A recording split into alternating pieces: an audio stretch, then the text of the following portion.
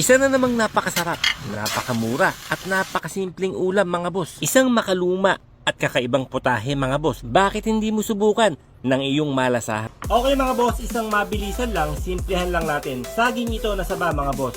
Hinug yan, pinutol-putol ko lang. Ngayon gagawin natin yan ng isang masarap at mura at makalumang pamamaraan sa pagluluto ng isang ulam na saging.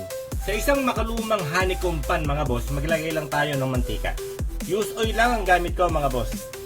Unahin na natin ang bawang ayon sa nakasanayan.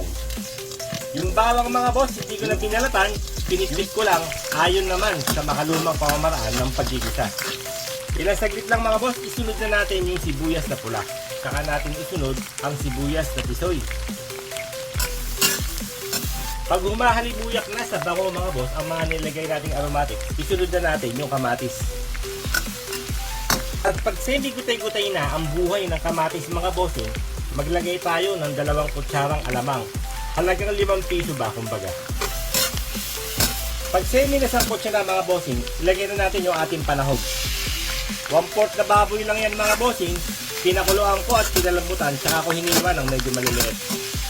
Isasangkot siya lang natin ang lahat ng ito mga boss hanggang sa semi-maprito. Okay mga boss, pag semi-napiprito na yung ating mga sangkap, ilagay na natin o pwede na tayong maglagay ng onion leeks.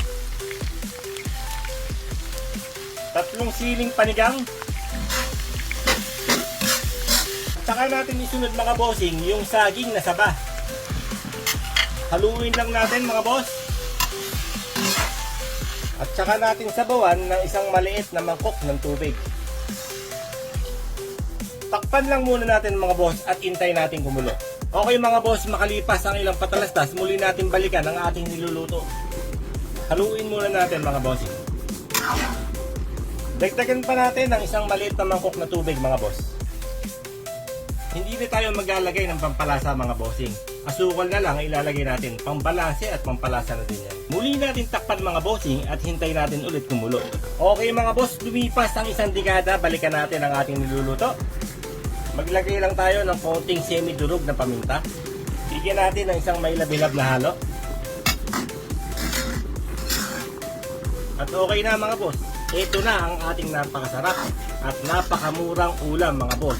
Isang makalumang ulam o putahe gamit ang saging na saba mga boss. Pang ulam, pang pulutan, siyempre bahala ka na.